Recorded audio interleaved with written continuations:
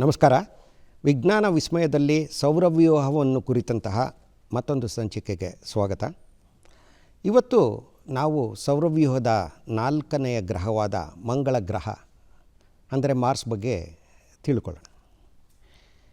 ಇವತ್ತು ಈ ಮಂಗಳ ಗ್ರಹ ಅಥವಾ ಮಾರ್ಸ್ ಅನ್ನುವಂತಹದ್ದು ಮಾನವನ ಕಲ್ಪನೆಯನ್ನು ಕೆರಳಿಸಿರುವಷ್ಟು ಸೌರವ್ಯೂಹದ ಬೇರೆ ಯಾವ ಗ್ರಹವೂ ಕೆರಳಿಸಿಲ್ಲ. ಯಾಕಂದರೆ ಭೂಮಿ ಹಾಗೂ ಮಂಗಳ ಗ್ರಹ ಈ ಎರಡು ಗ್ರಹಗಳ ನಡುವೆ ಇರುವಂತಹ ಸಾಮ್ಯತೆ ಅಂತಹ ಅದ್ಭುತವಾದುದಾಗಿದೆ. ಮಂಗಳ ಗ್ರಹ ಸೌರವ್ಯೂಹದ 4ನೇ ಗ್ರಹ. ನಾವು ಸಾಮಾನ್ಯವಾಗಿ ತಿಳ್ಕೊಂಡಿರುವಂತೆ ಸೌರವ್ಯೂಹದ 1ನೇ ಗ್ರಹ ಬುಧ ಅಂದರೆ ಮರ್ಕ್ಯುರಿ, 2ನೇ ಗ್ರಹ ಶುಕ್ರ ವೀನಸ್, 3ನೇ ಗ್ರಹ ಅರ್ತ್ ಭೂಮಿ, 4ನೇ ಗ್ರಹ ಮಂಗಳ ಗ್ರಹ ಮಾರ್ಸ್. ಈ ಒಂದು ಗ್ರಹ ಭೂಮಿಗೆ ಅತಿ ಹತ್ತಿರವಿರುವಂತಹ ಗ್ರಹಗಳಲ್ಲಿ 2ನೇದು. ಭೂಮಿಗೆ ಅತಿ ಹತ್ತಿರ ಇರುವಂತಹ ಗ್ರಹ ಶುಕ್ರ ಗ್ರಹ ವೀನಸ್. ಆದರೆ ಈ ಹತ್ತಿರ ಅನ್ನೋ ಪದ ಇಲ್ಲಿ ನಾವು ಖಗೋಳಶಾಸ್ತ್ರದ ದೃಷ್ಟಿಯಿಂದ ನೋಡಬೇಕಷ್ಟೆ. ಯಾಕಂದರೆ ಶುಕ್ರ ಗ್ರಹ ಅಂದರೆ ವೀನಸ್ ಭೂಮಿಗೆ ಅತಿ ಹತ್ತಿರದಲ್ಲಿದ್ದಾಗಲೂ ಸುಮಾರು 4 ಕೋಟಿ ಕಿಲೋಮೀಟರ್ಗಳಷ್ಟು ದೂರದಲ್ಲಿರುತ್ತೆ. ಇನ್ನು ನಮಗೆ ಹತ್ತಿರ ಇರುವಂತಹ ಗ್ರಹಗಳಲ್ಲಿ 2ನೇದಾದ ಮಂಗಳ ಗ್ರಹ ಭೂಮಿಗೆ ಅತಿ ಹತ್ತಿರದಲ್ಲಿದ್ದಾಗಲೂ ಇಲ್ಲಿಂದ ಸುಮಾರು 5.6 ಕೋಟಿ ಕಿಲೋಮೀಟರ್ಗಳಷ್ಟು ದೂರದಲ್ಲಿರುತ್ತೆ. ಆದರೆ ಇವತ್ತು ಈ ಒಂದು ಗ್ರಹದ ಬಗ್ಗೆ ಮಾನವನಿಗೆ ಎಷ್ಟು ಆಸಕ್ತಿ ಇದೆ ಅಂದರೆ ಇದರತ್ತ ಎಷ್ಟು ಅಂತರಿಕ್ಷ ನೌಕೆಗಳನ್ನು ಉಡಾಯಿಸಿದರೂ ಮಾನವನಿಗೆ ತೃಪ್ತಿ ಇಲ್ಲ ಅನ್ಬೋದು. ನಿಸ್ಸಂದೇಹವಾಗಿ ಈ ಮಂಗಳ ಗ್ರಹ ಅನ್ನೋದು ಮಾನವನ ಮುಂದಿನ ಗುರಿ ಅನ್ನೋದರಲ್ಲಿ ಅನುಮಾನನೇ ಇಲ್ಲ. ಯಾಕಂದರೆ ಈಗಾಗಲೇ 1969ರಿಂದ 1972ರ ಅವಧಿಯಲ್ಲಿ ಮಾನವ ಚಂದ್ರನನ್ನು ಸಂದರ್ಶಿಸಿ ಬಂದಿದ್ದಾನೆ. 12 ಜನ ಮಾನವನ ಪ್ರತಿನಿಧಿಗಳು ಅಮೆರಿಕಾದ ಗಗನಯಾತ್ರಿಗಳು ಆ ಅವಧಿಯಲ್ಲಿ ಚಂದ್ರನ ಮೇಲೆ ಇಳಿದು ನಡೆದಾಡಿ ಬಂದಿದ್ದಾರೆ. ಇದುವರೆಗೂ ಮಾನವ ಸಂದರ್ಶಿಸಿರುವಂತಹ ಲೋಕ ಅಂದರೆ ಭೂಮಿಯಾಚೆ ಇರುವ ಲೋಕ ಅಂದರೆ ಚಂದ್ರ ಮಾತ್ರ.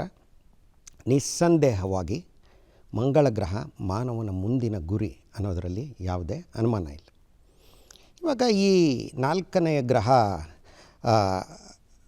ಈ ಮಾರ್ಸ್ನ ಬಗ್ಗೆ, ಈ ಮಂಗಳ ಗ್ರಹದ ಬಗ್ಗೆ ಮತ್ತಷ್ಟು ತಿಳ್ಕೊಳ್ಳೋಣ. ನಾನು ಈ ಸೂರ್ಯನಿಂದ ಈ ಗ್ರಹಗಳು ಇರೋ ಸರಾಸರಿ ದೂರ ಆ್ಯಾವ್ರೇಜ್ ಡಿಸ್ಟೆನ್ಸ್ ಅಂತ ಏನು ಹೇಳ್ತೀವಿ ಅದ್ರ ಬಗ್ಗೆ ಹೇಳ್ತಾ ಈ ಥರ ಹೇಳ್ಬೋದು. ಬುಧ ಅಂದರೆ ಮರ್ಕ್ಯುರಿ ಸೂರ್ಯನಿಂದ ಸುಮಾರು 6 ಕೋಟಿ ಕಿಲೋಮೀಟರ್ ದೂರದಲ್ಲಿದೆ. ಶುಕ್ರ 11 ಕೋಟಿ ಕಿಲೋಮೀಟರ್ ದೂರದಲ್ಲಿದೆ. ನಮ್ಮ ಭೂಮಿ ಸೂರ್ಯನಿಂದ ಸುಮಾರು 15 ಕೋಟಿ ಕಿಲೋಮೀಟರ್ಗಳಷ್ಟು ದೂರದಲ್ಲಿದೆ. ಮಂಗಳ ಗ್ರಹ ಸೂರ್ಯನಿಂದ ಸುಮಾರು 23 ಕೋಟಿ ಕಿಲೋಮೀಟರ್ಗಳಷ್ಟು ದೂರದಲ್ಲಿದೆ. ಹೀಗಾಗಿ ಈ ಸೂರ್ಯನನ್ನು ಒಂದು ಕೋಳಿ ಮೊಟ್ಟೆಯ ಆಕಾರದ ಕಕ್ಷೆಯಲ್ಲಿ ಸುತ್ತುತ್ತಿರುವಂತಹ ಮಂಗಳ ಗ್ರಹ, ಇದರ ಕಕ್ಷೆ ಭೂಮಿಯ ಕಕ್ಷೆಯ ಆಚೆ ಇದೆ. ಭೂಮಿಯ ನಂತರ ಬರುವುದು ಮಂಗಳ ಗ್ರಹ. ಇವಾಗ ಈ ಮಂಗಳ ಗ್ರಹ ಎಷ್ಟು ದಿವಸ ತಗೊಳುತ್ತೆ ಸೂರ್ಯನನ್ನು ಸುತ್ತೋದಕ್ಕೆ ಒಮ್ಮೆ ಅನ್ನೋದನ್ನು ನೋಡೋಣ.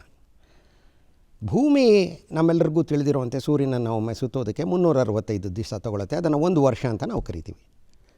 ಆದರೆ ಭೂಮಿಗಿಂತ ಸೂರ್ಯನಿಂದ ಎಷ್ಟು ದೂರದಲ್ಲಿದೆ ಮಂಗಳ ಗ್ರಹ ಅಂದರೆ ಭೂಮಿಗಿಂತ ಹೆಚ್ಚು ದೂರದಲ್ಲಿದೆ. ಹೀಗಾಗಿ ಅದು ಸೂರ್ಯನನ್ನು ಒಮ್ಮೆ ಸುತ್ತಲು ಹೆಚ್ಚು ಕಾಲ ತಗೊಳುತ್ತೆ.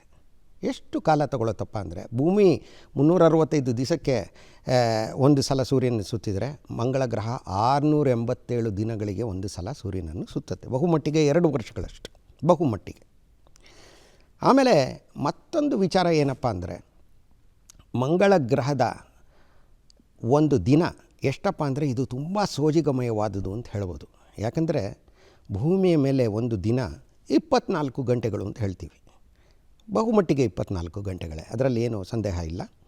ಆದರೆ ಆಶ್ಚರ್ಯ ಅಂದರೆ ಮಂಗಳ ಗ್ರಹದ ಮೇಲೆ ಒಂದು ದಿವಸ ಅನ್ನೋದು 24 ಗಂಟೆ 39 ನಿಮಿಷಗಳು ಅಷ್ಟೇ. 24 ಗಂಟೆ 39 ನಿಮಿಷ ಅಂದರೆ ಬಹುಮಟ್ಟಿಗೆ ಭೂಮಿಯ ಮೇಲಿದ್ದಂತೆ. ಇದಕ್ಕೆ ಹೋಲಿಸಿದಲ್ಲಿ ಬುಧಗ್ರಹದ ಒಂದು ದಿನ ಅನ್ನೋದು ಸುಮಾರು ಭೂಮಿಯ 59 ದಿನಗಳಿಗೆ ಸಮ.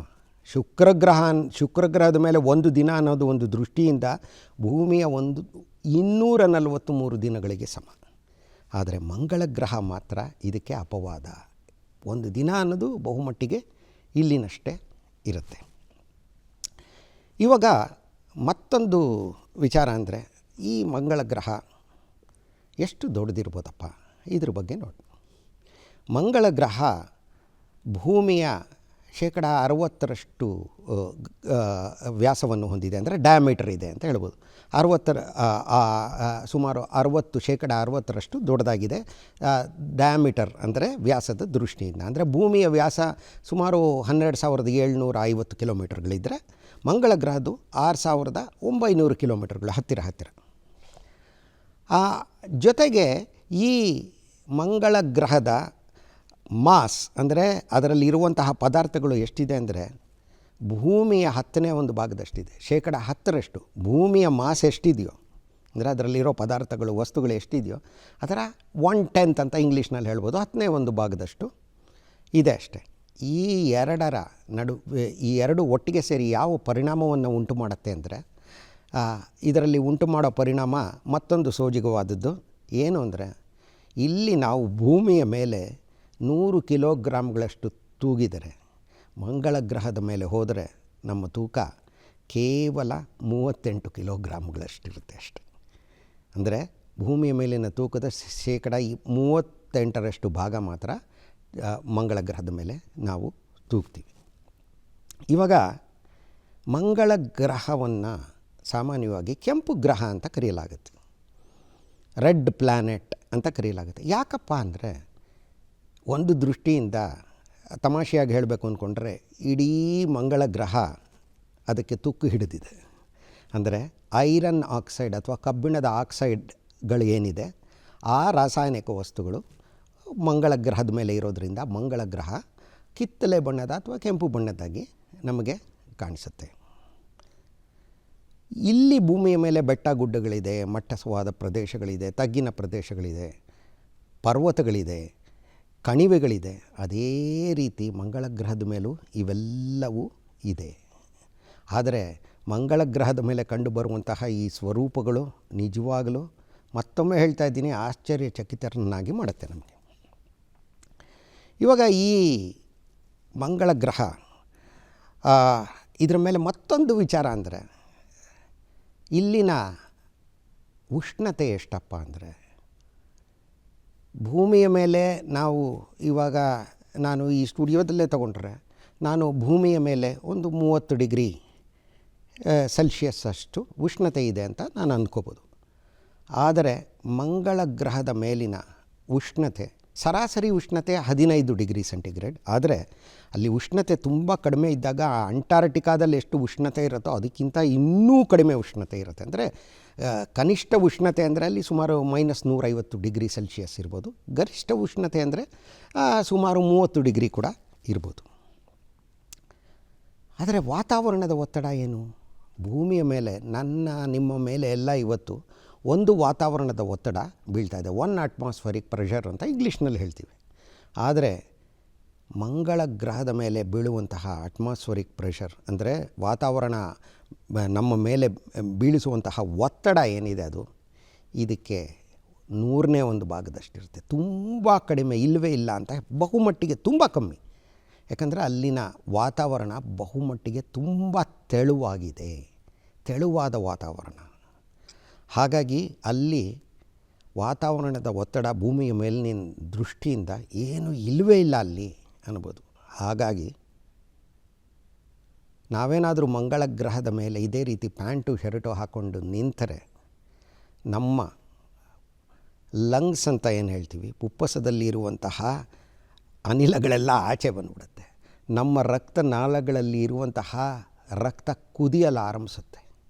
ಹೀಗಾಗಿ ಖಂಡಿತ ನೋಟಕ್ಕೆ ಮಂಗಳ ಗ್ರಹದ ಮೇಲಿನ ಸ್ವರೂಪಗಳು ಭೂಮಿಯದಂತೆ ಕಂಡರೂ ಕೂಡ ಅಲ್ಲಿ ನಾವು ಇಲ್ಲಿ ವಾಸಿಸೋದಕ್ಕೆ ಸಾಧ್ಯ ಇಲ್ಲ. ಆದರೆ ಭೂಮಿಯನ್ನು ಬಿಟ್ಟರೆ ಇತರ ಗ್ರಹಗಳಿಗೆ ಹೋಲಿಸಿದಲ್ಲಿ ಮಂಗಳ ಗ್ರಹ ಮಾನವನಿಗೆ ಸ್ವರ್ಗಪ್ರಾಯವಾದದ್ದು ಅಂತ ಹೇಳ್ಬೋದು. ಯಾಕಂದರೆ ಬುಧ ಗ್ರಹದ ಮೇಲೆ ಒಂದು ಕಡೆ ಉಷ್ಣತೆ ಬಿಸಿಲಿದ್ದಾಗ ಉಷ್ಣತೆ ಅಲ್ಲಿ +425 ಇರುತ್ತೆ, ರಾತ್ರಿಯ ವೇಳೆಯಲ್ಲಿ -183 ಇಳಿಯುತ್ತೆ. ಶುಕ್ರ ಗ್ರಹ ಅಂತೂ ನರಕ ಸದೃಶವಾದ ಗ್ರಹ ವೀನಸ್, ಅಲ್ಲಿ ಉಷ್ಣತೆ ಯಾವಾಗಲೂ +450, ಒತ್ತಡ ಭೂಮಿಯ ಮೇಲಿನ ಸುಮಾರು 90 ಪಟ್ಟು.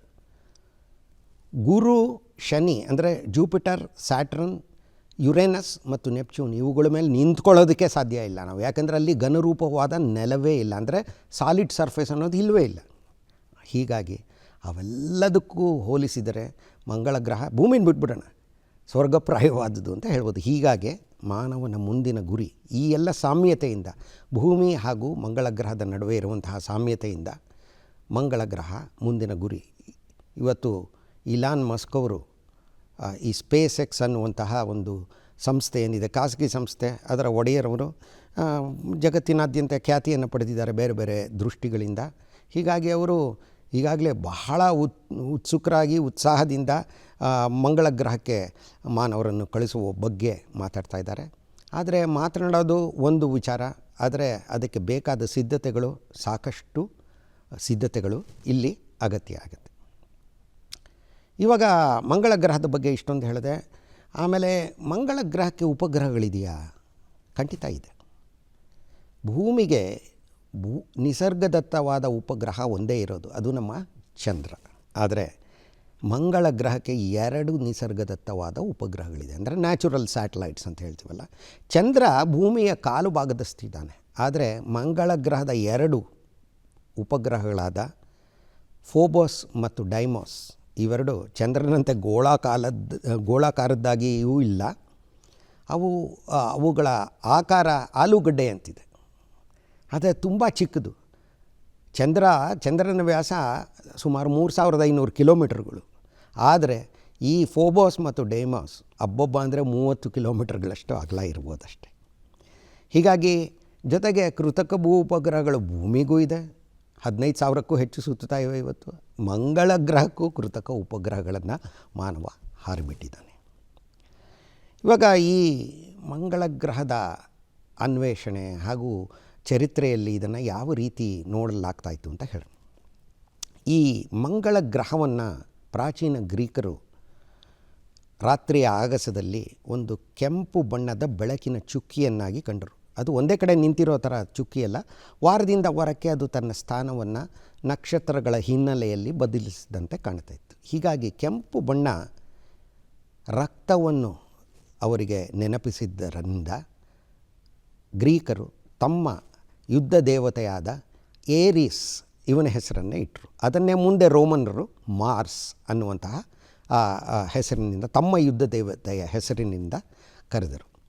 ಭಾರತದಲ್ಲಿ, ಪ್ರಾಚೀನ ಭಾರತದಲ್ಲಿ ಮಾರ್ಸ್ ಅನ್ನೋವಂತಹ ಮಂಗಳ ಗ್ರಹಕ್ಕೆ ಮಂಗಳ ಅನ್ನೋವಂತಹ ಹೆಸರನ್ನು ನೀಡಿ, ಇದಕ್ಕೆ ಈ ಮಂಗಳ ಗ್ರಹಕ್ಕೆ ಪ್ರಾಚೀನ ಭಾರತದಲ್ಲಿ ಲೋಹಿತಾಂಗ ಅನ್ನೋದು ಇದೆ, ಅಂಗಾರಕ ಅನ್ನುವಂತಹ ಪದನೂ ಇದೆ. ಇದೆಲ್ಲವೂ ಈ ನಮ್ಮ ಪುರಾಣಗಳಲ್ಲಿ ಇದು ಮಂಗಳ ಗ್ರಹ, ಮಂಗಳ ಭೂಮಿಯ ಪುತ್ರ ಅಂತ ಹೇಳಲಾಗುತ್ತೆ. ಇದು ಶೈವ ಪುರಾಣದಲ್ಲಿ, ವೈಷ್ಣವರಲ್ಲಿ ಇಬ್ಬರಲ್ಲೂ ಬೇರೆ ಬೇರೆ ರೂಪದಲ್ಲಿ ಇದು ಭೂಮಿಯ ಪುತ್ರ ಅನ್ನೋ ರೂಪದಲ್ಲೇ ಕಂಡುಬರುತ್ತೆ ಅಂತ ತಿಳಿದವರು ಹೇಳ್ತಾರೆ ಇದರ ಬಗ್ಗೆ.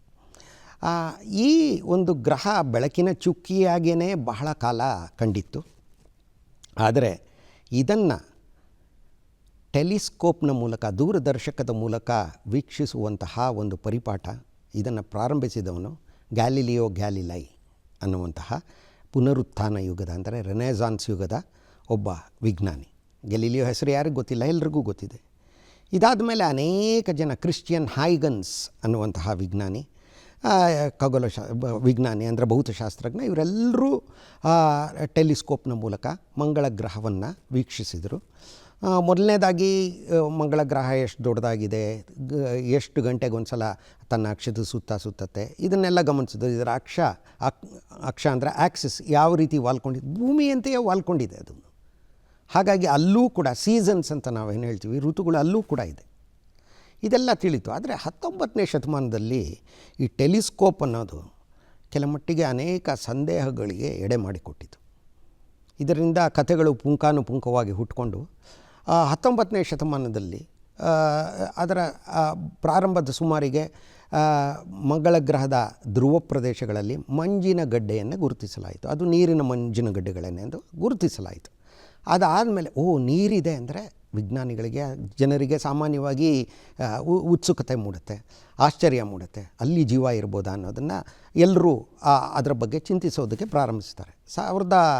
1860 ಆ ಸುಮಾರಿಗೆ ಇಟಾಲಿಯ ಒಬ್ಬ ಖಗೋಳಶಾಸ್ತ್ರಜ್ಞ ಜೊವಾನಿ ಸ್ಕೆಪರೆಲ್ಲಿ ಅನ್ನೋನು ತನ್ನ ದೂರದರ್ಶಕದ ಮೂಲಕ ನೋಡಿದಾಗ ಅವನಿಗೇನು ಅನ್ನಿಸ್ತು, ಮಂಗಳ ಗ್ರಹದ ಮೇಲೆ ಸರಳ ರೇಖೆಯಂತಹ ಸ್ವರೂಪಗಳನ್ನು ನಾನು ಕಾಣ್ತಾ ಇದ್ದೀನಿ ಅಂತ ಅನ್ನಿಸ್ತು ಅವನಿಗೆ. ಹಾಗಾಗಿ ಅವುಗಳನ್ನು ಅವನು ಕೆನಾಲಿ ಅಂತ ಕರೆದ. ಕೆನಾಲಿ ಅಂದರೆ ಇಟಾಲಿಯನ್ ಭಾಷೆಯಲ್ಲಿ ಕಡಲ್ಗಾಲುವೆ, ಇಂಗ್ಲೀಷ್ ಕಡಲ್ಗಾಲುವೆ, ಇಂಗ್ಲೀಷ್ ಚಾನಲ್ ಅಂತ ಒಂದು ನಿಸರ್ಗದತ್ತವಾದ ಸ್ವರೂಪ.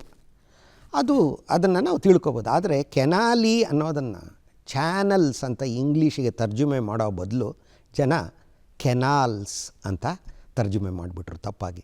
ಹಾಗಾಗಿ ಕೆನಾಲ್ಸ್ ಅಂದರೆ ಆ ಕಾಲದಲ್ಲೇ ಸೂಯಸ್ ಕೆನಾಲ್ನ ನಿರ್ಮಾಣ ಮಾಡ್ತಾಯಿದ್ರು. ಸಣ್ಣ ಪುಟ್ಟ ಕಾಲುವೆಗಳನ್ನೇ ನಾವು ಸೂಯಸ್ ಕಾಲುವೆ ನಿರ್ಮಾಣ ಮಾಡೋದಕ್ಕೆ ಕಷ್ಟಪಡ್ತಾಯಿದ್ದೀವಿ. ಮಂಗಳ ಗ್ರಹದ ಮೇಲೆ ಸಾವಿರಾರು ಕಿಲೋಮೀಟ್ರ್ಗಳ ಅಷ್ಟು ದೊಡ್ಡದಾದ ಕಾಲುವೆಗಳಿದೆ ಅಂದರೆ ಅಲ್ಲಿ ಬುದ್ಧಿಜೀವಿಗಳಿರಬೇಕು ತುಂಬ ಅಂತ ಜನ ಅಂದ್ಕೊಂಡ್ರು.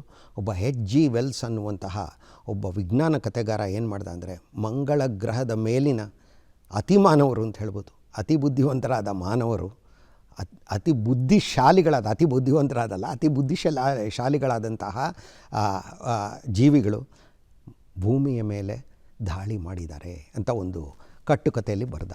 ಅದರ ರೇಡಿಯೋ ರೂಪಾಂತರವನ್ನು ಕೇಳಿದ ಜನ 1938ರಲ್ಲಿ ಚೆಲ್ಲಾಪಿಲ್ಲಿಯಾಗಿ ಮನೆಯಿಂದ ಆಚೆ ಓಡೋಗ್ಬಿಟ್ರು ಭಯದಿಂದ. ನಿಜವಾಗಲೂ ಮಂಗಳ ಗ್ರಹದಿಂದ ಜೀವಿಗಳು ಬಂದು ನಮ್ಮ ಮೇಲೆ ದಾಳಿ ಮಾಡಿದ್ದಾರೆ ಅಂತ. ನೋಡಿ ಎಷ್ಟರ ಮಟ್ಟಿಗೆ ಮಂಗಳ ಗ್ರಹದ ಮೇಲೆ ಜೀವಿಗಳು ಇದ್ದಾರೆ ಅನ್ನೋದ್ರ ಬಗ್ಗೆ ಮಾನವನ ನಂಬಿಕೆ ಇತ್ತು.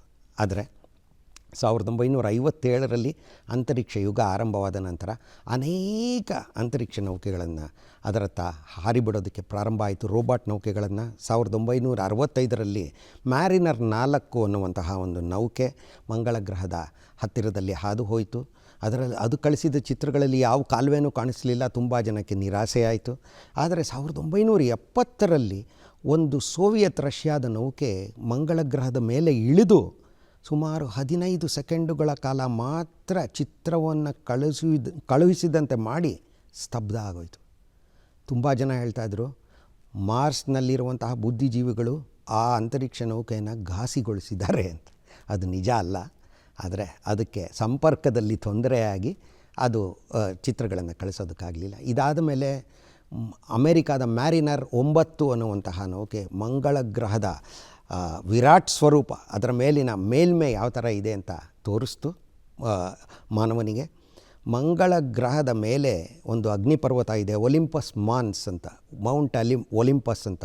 ಇದು ನಮ್ಮ ಮೌಂಟ್ ಎವರೆಸ್ಟ್ ಅಂದರೆ ಸಾಗರಮಾತಾ ಅಂತ ನಾವು ಹೇಳ್ತೀವಿ. ಎವರೆಸ್ಟ್ ಪರ್ವತ ಏನಿದೆ ಅದರ 3 ಪಟ್ಟು ಎತ್ತರದವಾಗಿದೆ. 3 ಪಟ್ಟು ಎತ್ತರ, ಇಡೀ ಸೌರವ್ಯೂಹದಲ್ಲೇ ಅದು ಅತಿ ದೊಡ್ಡದದು. ಇದೇ ರೀತಿ ಸುಮಾರು 4000 ಕಿಲೋಮೀಟರ್ಗಳಷ್ಟು ದೊಡ್ಡದಾದ ಕಣಿವೆ ಹೊಂದಿದೆ, ವ್ಯಾಲಿಸ್ ಮ್ಯಾರಿನಾರಿಸ್ ಅಂತ. ಇದು ಗ್ರ್ಯಾಂಡ್ ಕ್ಯಾನ್ಯನ್ ಅನ್ನೋದನ್ನು ನಾವು ಕೇಳಿರ್ಬೋದು ಅಮೇರಿಕಾದಲ್ಲಿ. ಆ ಕಮರಿ ಇದೆಯಲ್ಲ ಅದಕ್ಕೆ 10 ಪಟ್ಟು ದೊಡ್ಡದಾಗಿರೋವಂಥದ್ದು. ಈ ರೀತಿ ಅನೇಕ ಸ್ವರೂಪಗಳು ಮಂಗಳ ಗ್ರಹದ ಮೇಲೆ ಕಂಡುಬಂದವು. ಅದರಲ್ಲೂ ಒಂದು ಕಾಲದಲ್ಲಿ ನೀರು ಹರಿದಿದೆ ಅನ್ನುವಂತಹ ಸ್ವರೂಪಗಳು ಅಲ್ಲಿ ಕಂಡುಬಂದವು. ಹಾಗಾಗಿ ಇನ್ನಷ್ಟು ಕುತೂಹಲ ಮಂಗಳ ಗ್ರಹದ ಮೇಲೆ ಮೂಡಿತು. ಒಂದು ಕಾಲದಲ್ಲಿ ನೀರು ಹರಿದಿದೆ, ಇವತ್ತು ಮರುಭೂಮಿ, ಒಂದು ತಣ್ಣಗಿನ ಮರುಭೂಮಿ ಥರ ಆಗೋಗ್ಬಿಟ್ಟಿದೆ. ಇದು ಮುಂದೆ ಏನಾಗುತ್ತೆ ಅನ್ನೋದು ಹೇಳೋದಕ್ಕಾಗಲ್ಲ. ಆದರೆ ಹಿಂದೆ ಯಾವತ್ತಾದರೂ ಅಲ್ಲಿ ವಿಪುಲವಾದ ಮಟ್ಟದಲ್ಲಿ ನೀರು ಹರಿದಿರ್ಬೋದಾ, ಈ ಬಗ್ಗೆ ಚಿಂತನೆ ಶುರುವಾಯಿತು. ಇನ್ನಷ್ಟು ನೌಕೆಗಳು ಹೋಗಿದೆ. ಇವತ್ತು ಅನೇಕ ನೌಕೆಗಳು ಮಂಗಳ ಗ್ರಹವನ್ನು ಸುತ್ತುತ್ತಾ ಇವೆ. ಅಮೇರಿಕಾ ಅನೇಕ ನೌಕೆಗಳನ್ನು ಮಂಗಳ ಗ್ರಹದ ಸಮೀಪದಲ್ಲಿ ಹಾದು ಹೋಗೋಂಗೆ ಮಾಡಿದೆ, ಅದನ್ನು ಸುತ್ತುವಂತೆ ಮಾಡಿದೆ, ಅದರ ಮೇಲೆ ಇಳಿಸಿದೆ. ಅದರ ಮೇಲೆ ರೋಬಾಟ್ ವಾಹನಗಳನ್ನು, ಚಕ್ರಗಳುಳ್ಳ ರೋಬಾಟ್ ವಾಹನಗಳನ್ನು ಅಂದರೆ ರೋವರ್ಗಳನ್ನು ಇಳಿಸಿದೆ. ಮತ್ತು ಒಂದು ಹೆಲಿಕಾಪ್ಟರ್ ಕೂಡ ಇದೆ ಮಂಗಳ ಗ್ರಹದ ಮೇಲೆ. 72 ಬಾರಿ ಆ ನಾಸಾದ ಹೆಲಿಕಾಪ್ಟರು ಹಾರಾಡಿದೆ. ಇವತ್ತು ಚೀನಾ ಕೂಡ ಮಂಗಳ ಗ್ರಹಕ್ಕೆ ನೌಕೆನ ಕಳಿಸಿದೆ. UAE ಎನ್ನುವಂತಹ ಪುಟ್ಟ ರಾಷ್ಟ್ರ ಕಳಿಸಿದೆ, ಯುರೋಪ್ ಕಳಿಸಿದೆ. ಹೀಗೆ ಅನೇಕ ಅಲ್ಲದಿದ್ದರೂ ಕೆಲವಷ್ಟು ರಾಷ್ಟ್ರಗಳಾದರೂ ಕಳಿಸಿದೆ. ಆದರೆ ಇಲ್ಲಿ ಮುಖ್ಯವಾಗಿ ನಾನು ಹೇಳಬೇಕಾಗಿರೋದು, ಮಂಗಳ ಗ್ರಹದ ಅನ್ವೇಷಣೆಗಾಗಿ ಕಳುಹಿಸಿರುವ ನೌಕೆಗಳು ಏನಿದೆ, ಅದರಲ್ಲಿ ನಮ್ಮ ಹೆಮ್ಮೆಯ ಮಂಗಳಯಾನ ನೌಕೆ ಅಥವಾ ಮಂಗಳ ಕಕ್ಷಾ ನೌಕೆ ಕೂಡ ಒಂದು. ಇವತ್ತು ಭಾರತ ಮಂಗಳ ಗ್ರಹದ ಅನ್ವೇಷಣೆಯಲ್ಲಿ ಏನು ಸಾಧಿಸಿದೆಯೋ ಅದನ್ನು ಜಗತ್ತಿನಾದ್ಯಂತ ಅದಕ್ಕೆ ಶ್ಲಾಘನೆ ವ್ಯಕ್ತವಾಗಿದೆ. ಯಾಕಂದರೆ ಸಾಕಷ್ಟು ಕಡಿಮೆ ಖರ್ಚಿನಲ್ಲಿ ಗ್ರಹವೊಂದರ ಅನ್ವೇಷಣೆಯನ್ನು ರೋಬಾಟ್ ನೌಕೆಯೊಂದರ ಮೂಲಕ ನಡೆಸುವುದು ಸಾಧ್ಯ ಅನ್ನುವುದನ್ನು ಅಂತಾರಾಷ್ಟ್ರೀಯ ಮಟ್ಟದಲ್ಲಿ ಭಾರತ ತೋರಿಸಿದೆ. ಕೇವಲ 450 ಕೋಟಿ ರೂಪಾಯಿಗಳ ವೆಚ್ಚದಲ್ಲಿ ಮಂಗಳಯಾನ ಕಾರ್ಯಕ್ರಮವನ್ನು ಹಾಕಿಕೊಳ್ಳಲಾಯಿತು. ಈ ನೌಕೆಯನ್ನು ಭಾರತದ ಹೆಮ್ಮೆಯ ರಾಕೆಟ್ PSLV ನವಂಬರ್ 5, 2013 ಕರಾರುವಾಕ್ಕಾಗಿ ಉಡಾಯಿಸಿತು. ಅದಾದ ನಂತರ 10 ತಿಂಗಳುಗಳ ಕಾಲ ಮಂಗಳಯಾನ ನೌಕೆ ಯಾನ ಮಾಡಿ ಸೂರ್ಯನನ್ನು ಅರ್ಧದಷ್ಟು ಸುತ್ತಿ, ಒಂದು ವಕ್ರಪಥದಲ್ಲಿ ಸುತ್ತಿ, ಕೇವಲ 67 ಕೋಟಿ ಕಿಲೋಮೀಟರ್ಗಳಷ್ಟು ದೂರವನ್ನು ಕ್ರಮಿಸಿ ಸೆಪ್ಟೆಂಬರ್ 24, 2014 ಮಂಗಳ ಗ್ರಹದ ಸುತ್ತಲಿನ ಒಂದು ಕಕ್ಷೆಯನ್ನು ಸೇರಿತು. ಅಲ್ಲಿಗೆ ಮಂಗಳ ಗ್ರಹವನ್ನು ತಲುಪಿದ ಏಷ್ಯಾದ ಮೊದಲ ರಾಷ್ಟ್ರ ಅಂತ ಭಾರತ ಹೆಗ್ಗಳಿಕೆಯನ್ನು ಗಳಿಸಿತು. ಇದಾದ ನಂತರ 6 ತಿಂಗಳುಗಳ ಕಾಲ ಮಂಗಳ ಗ್ರಹವನ್ನು ಒಂದು ಕೋಳಿ ಮೊಟ್ಟೆಯ ಆಕಾರದ ಕಕ್ಷೆಯಲ್ಲಿ ಸುತ್ತುತ್ತಾ ಮಂಗಳಯಾನ ನೌಕೆ 1000ಕ್ಕೂ ಹೆಚ್ಚು ಚಿತ್ರಗಳನ್ನು ರವಾನಿಸಿತು. ಆ ನೌಕೆಯಲ್ಲಿ ಇದ್ದಂತಹ ಇನ್ನೂ 4 ವೈಜ್ಞಾನಿಕ ಉಪಕರಣಗಳು ಇನ್ನಷ್ಟು ವೈಜ್ಞಾನಿಕ ಮಾಹಿತಿಯನ್ನು ರವಾನಿಸಿದವು. ಅದರಲ್ಲಿ ಮಂಗಳಯಾನ ನೌಕೆ ಕಳುಹಿಸಿದ ಚಿತ್ರಗಳಲ್ಲಿ, ರೇಡಿಯೋ ತರಂಗಗಳ ಮೂಲಕ ಅದು ಕಳುಹಿಸಿದ ಚಿತ್ರಗಳಲ್ಲಿ ಒಂದು ಚಿತ್ರ ನವಂಬರ್ 2016 ನ್ಯಾಷನಲ್ ಜಿಯೋಗ್ರಾಫಿಕ್ ಪತ್ರಿಕೆಯ ಮುಖಪುಟವನ್ನು ಅಲಂಕರಿಸಿದೆ. ನೋಡಿ, ಆಶ್ಚರ್ಯ ಆಗ್ಬೋದು. ಭಾರತದ ಸಾಮರ್ಥ್ಯ ಸುಮಾರು 1 ದಶಕದ ಹಿಂದೆಯೇ ಎಷ್ಟು ಇತ್ತು, ಇವತ್ತು ನಮ್ಮ ಸಾಮರ್ಥ್ಯ ಅಂತರಿಕ್ಷ ಕ್ಷೇತ್ರದಲ್ಲಿ ಎಷ್ಟಿದೆ ಅನ್ನೋದು ಇದರಿಂದ ನಾವು ತಿಳಿದುಕೊಳ್ಳಬಹುದು. ಭಾರತ ಮಂಗಳ ಗ್ರಹವನ್ನು ಅನ್ವೇಷಿಸುವ ತನ್ನ ಮೊದಲ ಪ್ರಯತ್ನದಲ್ಲೇ 100ಕ್ಕೆ 100ರಷ್ಟು ವಿಜಯವನ್ನು ಸಾಧಿಸಿತು. ಇದನ್ನು ಸಾಧಿಸಿದ ಮೊದಲ ರಾಷ್ಟ್ರ ಭಾರತ. ಅದು ಮುಖ್ಯ. ಮೊದಲ ಪ್ರಯತ್ನದಲ್ಲೇ, ಬಹಳ ಹುಷಾರಿನಿಂದ ಹೇಳ್ತಾ ಇದ್ದೀನಿ. ಹಾಗಾಗಿ ಇವತ್ತು ಭಾರತ ಏನು ಸಾಧಿಸಿದೆಯೋ ಮಂಗಳ ಗ್ರಹದ ಅನ್ವೇಷಣೆಯ ಸಂಬಂಧದಲ್ಲಿ, ಆ ದೃಷ್ಟಿಯಿಂದ ನಮಗೆ ಅಷ್ಟಿಷ್ಟು ಹೆಮ್ಮೆಯಲ್ಲ, ಪ್ರಚಂಡವಾದ ಮಟ್ಟದಲ್ಲಿ ನಮಗೆ ಹೆಮ್ಮೆ ಆಗಬೇಕು. ಯಾಕಂದರೆ ಇದನ್ನು ನಾವು ಒಂದೇ ಅಲ್ಲ, ಜಾಗತಿಕ ಮಟ್ಟದಲ್ಲಿ ಇತರ ರಾಷ್ಟ್ರಗಳು ಹಾಡಿ ಹೊಗಳಿದೆ ಭಾರತನ, ಎಂತಹ ಕೆಲಸವನ್ನು ಮಾಡಿದೆ ಅಂತ. ನೋಡಿ, ಒಟ್ಟಾಗಿ ಕಾರ್ಯನಿರ್ವಹಿಸಿದರೆ ಏನನ್ನು ಸಾಧಿಸಬಹುದು ಅನ್ನೋದು ಮಂಗಳಯಾನದಿಂದ ಸಾಬೀತಾಗಿದೆ. ಇವಾಗ ಮುಂದೆ ಏನು? ಇವತ್ತು ಮಂಗಳ ಗ್ರಹದ ಮೇಲಿನ ಕಲ್ಲು ಮಣ್ಣುಗಳ ಒಂದು ಸ್ಯಾಂಪಲ್ ರಕಮು ಅಂತ ಹೇಳ್ತೀವಲ್ಲ, ಅದನ್ನು ಪುಟ್ಟ ಕೊಳವೆಗಳಲ್ಲಿ ಸಂಗ್ರಹಿಸಿ ಮಂಗಳ ಗ್ರಹದ ಮೇಲೆ ಒಂದು ಚಕ್ರಗಳುಳ್ಳ ರೋಬಾಟ್ ವಾಹನ, ಇದರ ಹೆಸರು ಪರ್ಸಿವರೆನ್ಸ್ ಅಂತ, ಇದು ಅಲ್ಲಿ ಸ್ಥಾಪಿಸಿದೆ. ಇನ್ನೂ 1-2 ದಶಕಗಳಲ್ಲಿ, 2 ದಶಕಗಳಿಗೂ ಮುಂಚೆನೇ ಮತ್ತೊಂದು ನೌಕೆಯನ್ನು ಕಳಿಸಿ ಆ ಕಲ್ಲು ಮಣ್ಣುಗಳ ಸ್ಯಾಂಪಲ್ ಏನಿದೆ ಅದನ್ನು ಅವುಗಳನ್ನು ಭೂಮಿಗೆ ತರುವಂತಹ ಒಂದು ಕಾರ್ಯಕ್ರಮ ಇದೆ. ಮಾನವನಿಗೆ ಎಷ್ಟೇ ತನ್ನ ರೋಬಾಟ್ ಪ್ರತಿನಿಧಿಗಳು ಅನ್ವೇಷಣೆ ನಡೆಸಿದ್ರು ಸ್ವತಃ ತಾನೇ ಅದನ್ನು ಪರೀಕ್ಷಿಸೋದರಲ್ಲಿ ಅವನಿಗೆ ಯಾವಾಗಲೂ ಆಸಕ್ತಿ, ಸ್ವತಃ ತಾನೇ ಆ ಲೋಕಗಳಿಗೆ ಭೇಟಿ ನೀಡುವಲ್ಲಿ ಕೂಡ ಆಸಕ್ತಿ. ಆದರೆ ಅದಕ್ಕೆ ಮುಂಚೆ ಇನ್ನೂ ಅನೇಕ ಕಾರ್ಯಕ್ರಮಗಳು ಆಗಬೇಕಾಗಿದೆ.